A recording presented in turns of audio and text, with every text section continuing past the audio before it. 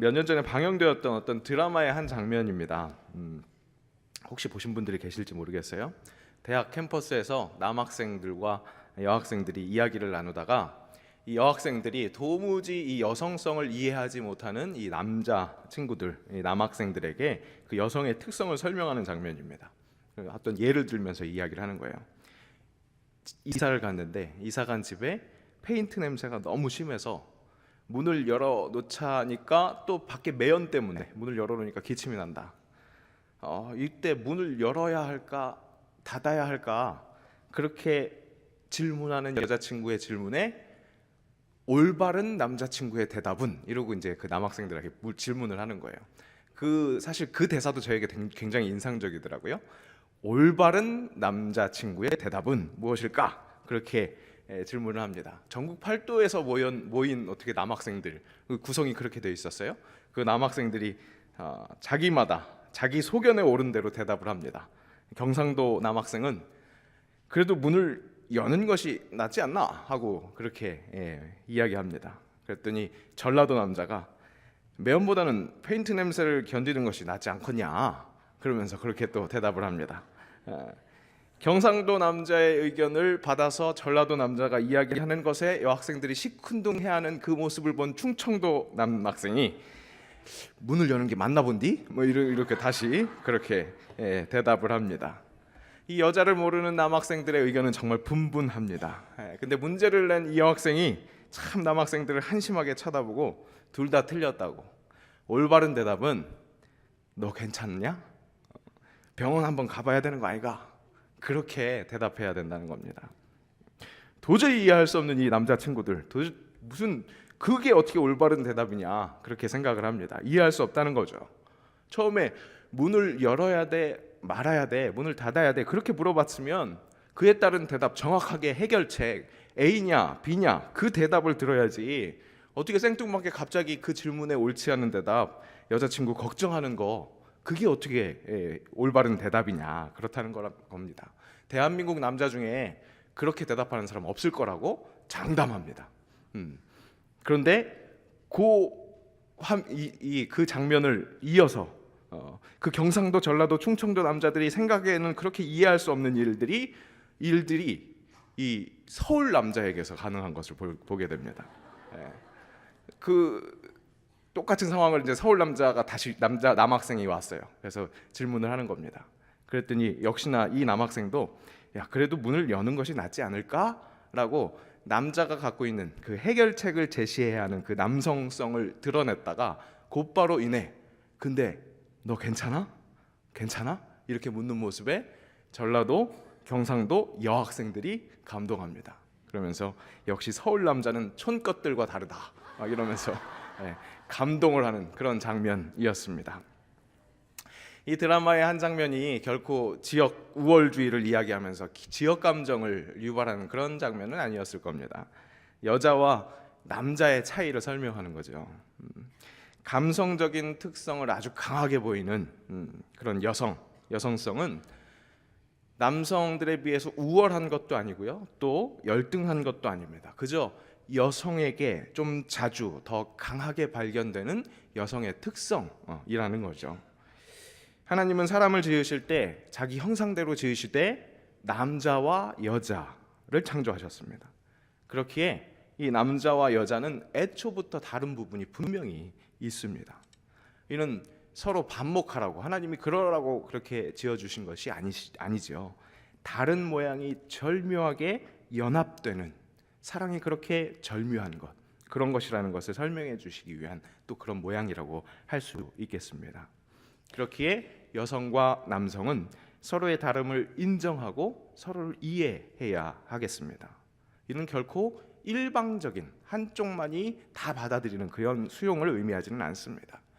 문을 열어야 돼 말아야 돼 그렇게 물어보는 여자친구의 상태를 걱정해주는 그렇게 감정으로 다가가는 그렇게 변화를 좀 갖는 남자의 이해 그런 지혜가 필요하다면 역시나 A냐 B냐 그 결과가 나와야 한다고 생각하는 그 남자를 이해하는 그런 우리 여성의 지혜도 꼭 필요할 것입니다.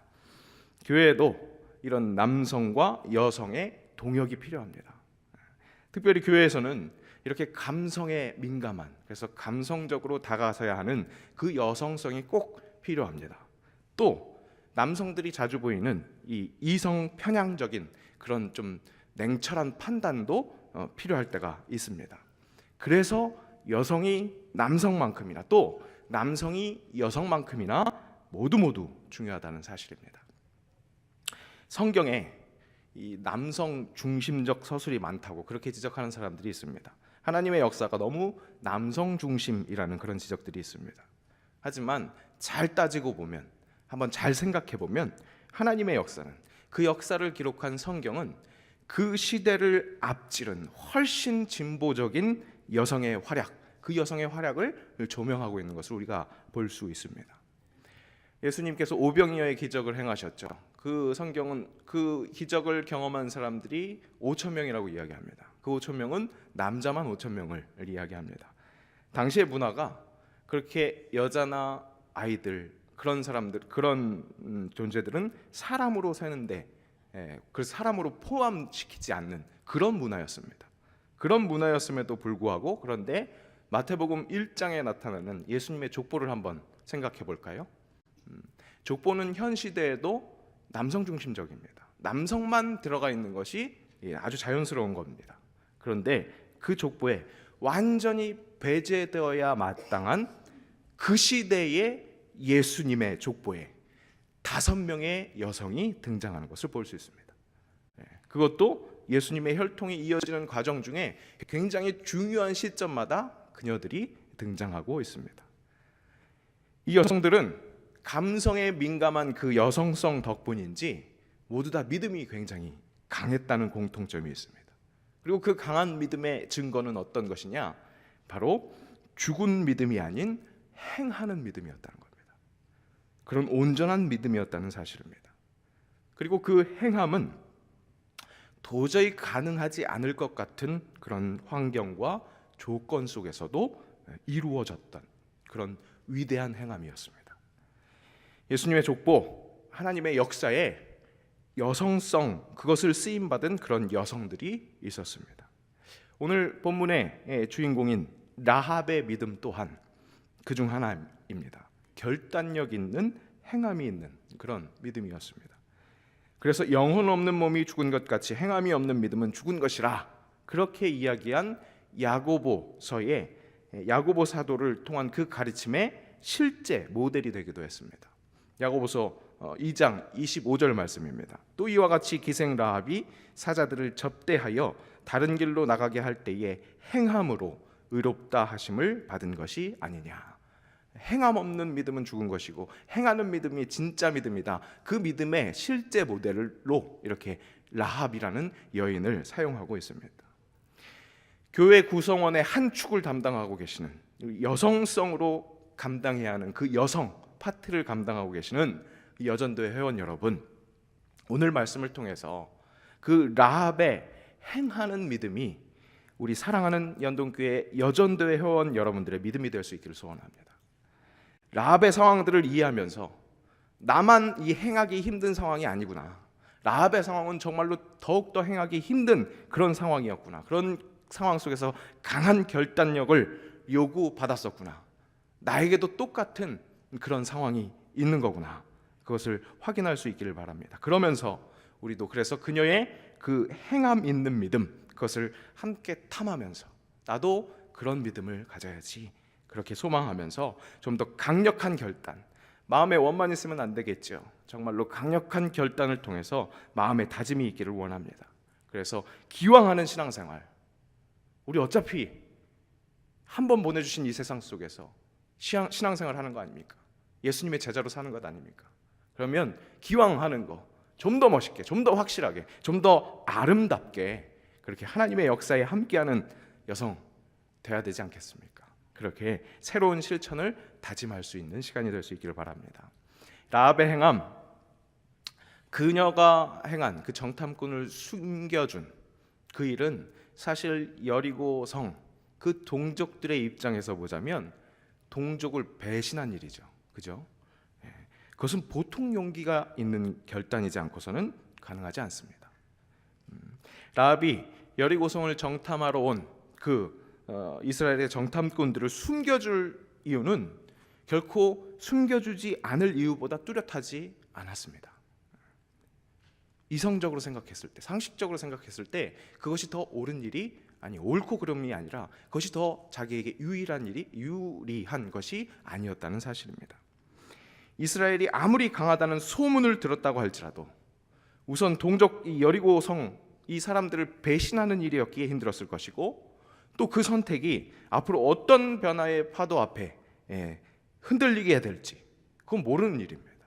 또 이스라엘의 흥함, 그들이 좀 더 이렇게 흥하고 있는 것은 맞는 것 같은데 그것이 어떻게까지 갈 것인지 그것을 예지 능력으로 확신할 수 있는 일이 아니었기 때문에 정말로 이것은 어떻게 보면 도박에 가까운 그런 행동이었다고 할 수 있습니다. 그런데 라합은 결단력 있게 결정하고 그렇게 판단하고 선택했습니다. 그리고 행동한 겁니다.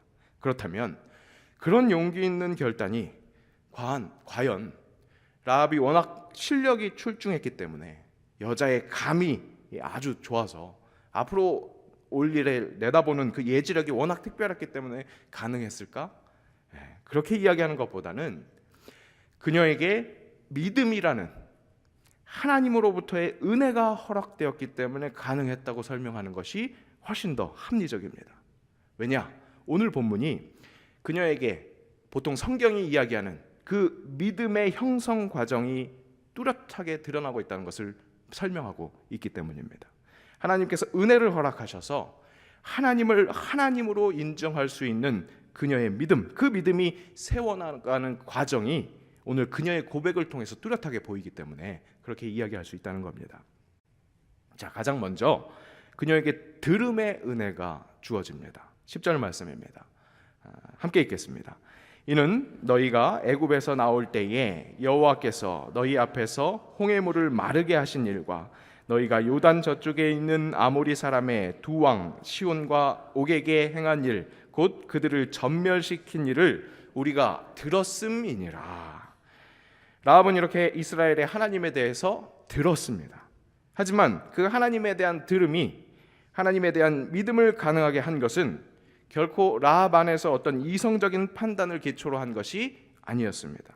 이성적 판단을 기초로 한 그녀의 결정을 불러일으키기에는 그에 따른 정보가 너무나 미미했습니다. 너무나 믿음지 못했습니다. 이스라엘 백성들이 잘 생각해 보십시오. 이스라엘 백성들이 애굽에서 나올 때 여호와께서 홍해를 마르게 하신 그 사건은 라합 입장에서 보면 40년 전 이야기입니다. 홍해의 기적은 출애굽이 시작된 시점에 일어났었죠. 그리고 오늘 여리고를 향해 오는 이스라엘을 만나는 것, 이스라엘을 이끄시는 그 하나님을 경험하는 이 라합의 때는 이스라엘의 40년 광야 시절이 끝나는 시점이었습니다. 그러니까 적어도 40년이 지난 일이에요. 40년이 지난 일, 라합이 보지도 못한 일, 40년 전에 일을 전해 들은 이야기입니다. 물론 이제 시온과 옥에게 행하신 일, 그것은 비교적 지척지간에서 최근에 일어난 일이라고 할 수 있겠습니다. 하지만 그 한 사건을 전해 들었다고 해서 그녀의 그 용감한 결단이 가능할 수 있었을까? 만약 그녀의 선택이 그 정도의 전보력을 가지고 내린 결정이었다면 그저 좀 필이 좀 있는, 그저 육감이 운이 좋게 맞아떨어진 그런 일이었다고 평가해야 할 것입니다. 하지만 하나님의 섭리, 오묘하고도 세심한 그 섭리를 인정하는 우리에게 있어서 좀 더 합리적인 설명은 하나님께서 자신에 대해서 알려주시는 그 계시의 은혜를 라합에게 허락하셨기에 가능했던 일이라고 이야기하는 것. 즉, 이 과정이 믿음의 첫 과정인, 우리가 잘 배워서 아는 것처럼 첫 과정인 들음의 과정이었다는 것이, 그렇게 설명하는 것이 좀 더 합리적인 설명이 됩니다. 똑같은 정보라고 할지라도 믿음의 결과가 가능한 들음은 들을 귀를 허락받는 자에게 가능합니다. 라합은 그런 하나님의 은혜로부터의 그 은혜를 허락받은 하나님에 대한 믿음의 들음이 가능했던 겁니다. 로마서는 분명히 이야기합니다. 믿음은 들음에서 난다고 그렇게 증거합니다. 믿음의 은혜를 주시려고 작정하신 하나님께서 라합이 들을 수 있게 하셨습니다. 사랑하는 연동교회 여전도 회원 여러분, 오늘 다시 한번 들으시기를 축복합니다. 다시 한번 놀라우신, 경외할 수밖에 없는 하나님에 대해서 들으시기를 축복합니다. 하나님께서 여기에 모인 모든 여성성을 갖춘 이 여성 지도자들에게 다시 한번 말씀해 주시기를 간절히 원합니다. 그래서 라합처럼 다시 한번 믿음의 진실된 고백, 하나님을 하나님으로 인정하는 그 고백을 하시기 축복합니다. 그 들음에 이은 라합의 믿음의 고백, 라합은 믿음의 고백을 어떻게 했는지 한번 확인해 봅시다. 11절입니다. 함께 읽겠습니다. 우리가 듣자 곧 마음이 녹았고 너희로 말미암아 사람이 정신을 잃었나니 너희의 하나님 여호와는 위로는 하늘에서도 아래로는 땅에서도 하나님이시니라. 들음에서 허락되는 그 믿음, 그것이 보통 믿음이 아니었습니다. 마음이 녹았답니다. 그리고 무엇보다 중요한 그녀 입술의 고백이 나타납니다. 너희의 하나님 여호와는 그저 너희의 이스라엘의 여호와 하나님뿐 아니라 위로는 하늘에서도 아래로는 땅에서도, 우리 예전 성경 개역 한글판에 멋있는 한자말, 왠지 좀 더 권세 있는 것 같은 표현, 상천하지, 상천하지의 하나님이라는 그 믿음의 고백이 나타납니다. 그에게 하나님을 하나님으로 인정할 수 있는 지혜가 허락되었습니다. 이는 선택받은 백성, 실은 이스라엘 백성들에게는 계속해서 반복되었던, 계속해서 허락되었던 그런 가르침, 그런 지혜였습니다. 신명기 6장 13절, 내 하나님 여호와를 경외하며 그를 섬기며 그의 이름을 맹세할 것이니라. 하나님은 이스라엘 백성들에게는 이 가르침을 계속해서 주셨습니다. 하나님을 하나님으로 인정하는 그 하나님을 경외하는 것, 그것이 지혜의 근본이라는 것, 잠언의 말씀에도 있습니다. 여호와를 경외하는 것이 지혜의 근본이요 거룩하신 자를 아는 것이 명철이니라. 선택받은 이스라엘 백성들은 이런 지혜, 여호와를 경외하는, 하나님을 하나님으로 인정하는 그 지혜의 근본을 수시로 듣는 은혜를 허락받았습니다. 하지만 그 선택 밖에 있던 보잘것없는, 충분히 그렇게 여기고도 남을 만한 여리고성 거민, 거기에다가 기생, 그 기생인 라합도 하나님의 은혜 안에 속하게 될 때 하나님에 대해서 듣게 되고 그 하나님을 인정하는 그 지혜, 그 지혜를 허락받아서 11절과 같이 상천하지의 하나님을 인정하는 고백을 하고 있는 겁니다. 로마서 10장 10절, 사람이 마음으로 믿어 의에 이르고 입으로 시인하여 구원에 이르느니라. 로마서가 설명하는 그 믿음의 들음과 그를 따라 나타나는 믿음의 고백, 그 은혜 속에 있는 사람의 그 모습이 여실히 드러나고 있는 것입니다. 이렇게 고백한 라합이 그 믿음의 고백대로 하나님을 하나님으로 인정함으로 말미암아, 그래서 그렇게 놀라운 결단, 그 놀라운 선택, 하나님이 보내신 정탐꾼들을 숨겨주는 그런 귀한 행함을 보입니다. 그러니까 앞에서 소개한 야고보서에서도 그녀의 그 행한 믿음을 언급한 거고, 또 믿음의 선조들을 쭉 열거한 우리 믿음장으로 유명한 히브리서 11장에서도 이 라합의 이 행함 있는 믿음을 지켜 세웁니다. 이 히브리서 11장 31절 우리 함께 읽어보겠습니다. 믿음으로 기생 라합은 정탐꾼을 평안히 영접하였으므로 순종하지 아니한 자와 함께 멸망하지 아니하였도다. 그렇습니다. 그녀가 허락받은 믿음이라는 은혜는 들음에서 시작되었습니다. 은혜가 아니었다면 여느 여리고 사람들처럼 그렇게 순종하지 않아서 역시 그 소문으로만 들었을 그 하나님에 대한 소식을 듣고 인정할 수 있었던 것부터가 하나님의 안에 속하는 그런 은혜를 받은 일이었습니다. 그 은혜에 충실히 반응하여서 믿음의 고백을 합니다. 상천하지의 하나님, 천지를 만드시고 주관하시는 전능하신 하나님을 고백하기에 당연히 그 믿음 안에서 결단력 있는 행함, 내가 살아가고 있는 그 실제 속에서도 그 고백다운 삶을 살 수밖에 없는 겁니다. 여러분, 오늘날 우리를 돌아봅시다. 우리의 삶에, 우리의 모습에서 왜 결단력 있는 믿음의 행동이 그다지 드러나지 못할까? 왜 세상 사람들과 별다르게 구별되지 않는 그런 우리의 모습, 혹시 쉴 새 없이 들었다고 할지라도, 그 은혜 속에 있었다고 할지라도 상천하지의 하나님을 인정하고 있지 않기 때문에 그래서 반복되는 아쉬운 모습들은 아니겠습니까? 상천 위에는, 하늘에는 계시는데 이 땅에서 돌아가는 이야기는 하늘의 하나님보다 내가 좀 더 잘 알고 내 눈이 좀 더 밝고 내가 이 세상 살아가는 데 있어서는 지혜가 있지, 그런 교만하게 우기고 있는 모습이 아닐까요? 재테크라는 말이 있습니다. 재무라는 말과 영어의 테크놀로지의 합성어입니다. 그래서 자산을 안전하게 불려나가는 것, 그것을 뜻하는 말입니다. 재테크 잘하는 여인이 현명한 여인, 지혜로운 여인으로 인정해주는 그런 세상입니다. 그런 세상 속에서 살아가서, 그래서 그런지 우리 집사님, 권사님들도 재테크에 관심이 많습니다. 그리고 대한민국에서 최고의 안정적 재테크는 뭐니 해도 부동산입니다. 그러니까 구역 모임 중에도 아파트 이야기가 핫 이슈입니다. 자녀들이 좋은 대학을 가야지만 윤택한 삶을 살 수 있습니다. 그것이 땅의 법칙입니다. 내가 살아가고 있는, 내가 속한 여리고를 장악하고 있는 법칙입니다. 하늘의 하나님은 땅의 그런 소소한 것까지는 관여하지 않으시는 하나님이라고, 그런 것은 우리가 알아서 해야 한다고 그렇게 생각하는 것 같습니다. 부동산, 좋은 대학이 하나님보다 좀 더 현실적입니다. 좀 더 상식적입니다. 그렇게 하지의 하나님은 애써 외면하려는 것, 그것이 우리의 바람이 된 것 같습니다.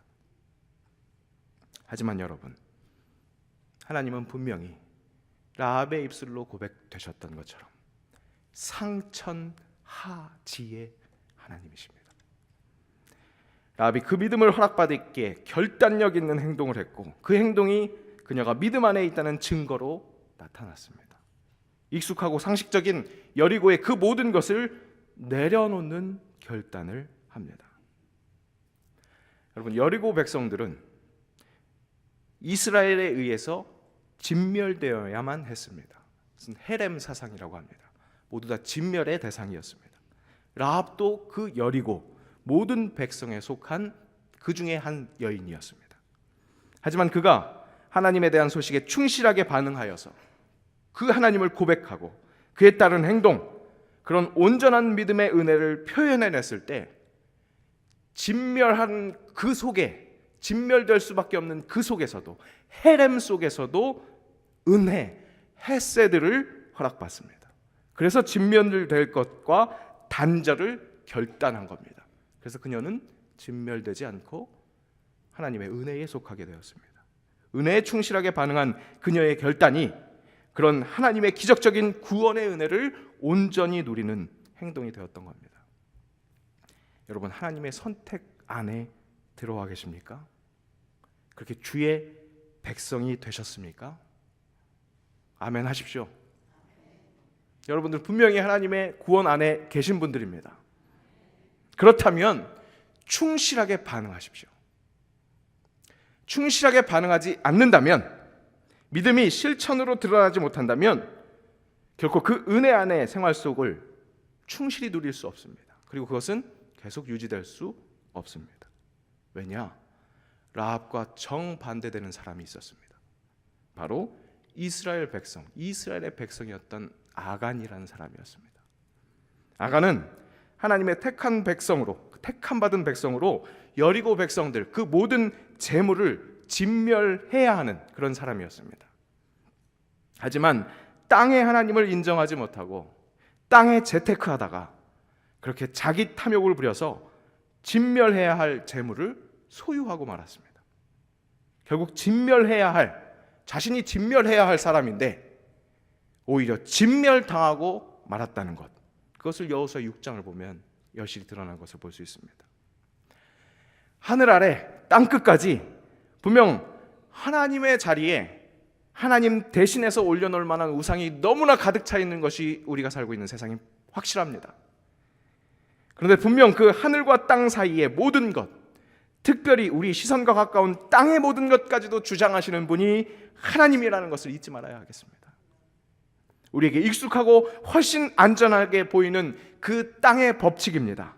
라합에게 여리고 자민족이 더 익숙하고 더 안전하게 보였던 것처럼 말입니다. 하지만 그 모든 것들은 마지막 날, 결정적 그날 모두 진멸된다는 것, 그 사실을 잊지 맙시다. 하나님 자리에 올라가려고 하는 피조물이 있다면 그것은 진멸의 대상이어야 한다는 것 기억하십시오. 선택받은 하나님의 백성들이 혹 그것을 하나님의 자리에 올려놓고 그렇게 같이 소멸되지 않도록 그렇게 믿음으로 민감한 그런 삶을 사시기를 축복합니다. 진멸 속에 있던 라합이 하나님을 하늘의 하나님으로만이 아니라 내가 밟고 있는 이 땅의 하나님이라고 인정해서 결단력 있는 행동을 한 것처럼 여러분들의 삶의 자리에서 하늘과 땅의 하나님을 인정하는 결단력 있는 행동이 있기를 축복합니다. 유명한 소설가이자 영성가인 C.S. 루이스 이렇게 이야기합니다. 치명적인 실패는 오직 하나, 완전을 포기하고 그 이하에서 안주하는 것입니다.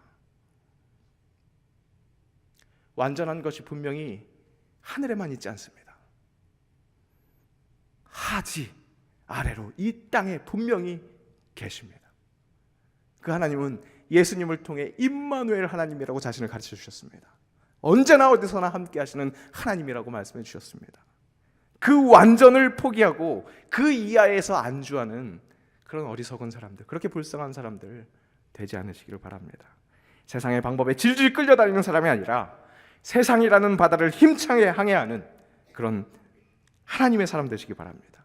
우리 연동교회 여전도회가 그렇게 세상의 파도의 정면 승부에서 하나님의 방법으로 그렇게 모든 사업을 이뤄나가는 그런 결단력 있는 행동이 수시로 목격되는, 항상 목격되는 그런 주 예수 그리스도의 공동체 될 수 있기를 주님의 이름으로 축복합니다.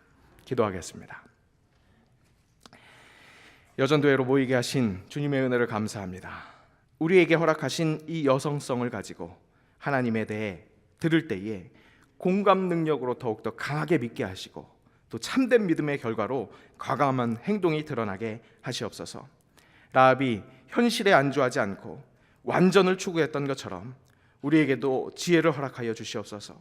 상천하지의 하나님을 인정하는 그 행동이 드러나게 하시고 연동교회 여전도회 회원으로서 쓰임받을 때에도 세상 방법과 이치로 사역하지 않게 하시고 오직 하나님을 하나님으로 인정하며 하나님의 방법으로 쓰임받는 우리 귀한 여전도회 회원들 될 수 있도록 인도하여 주시옵소서. 예수님의 이름으로 기도하옵나이다. 아멘.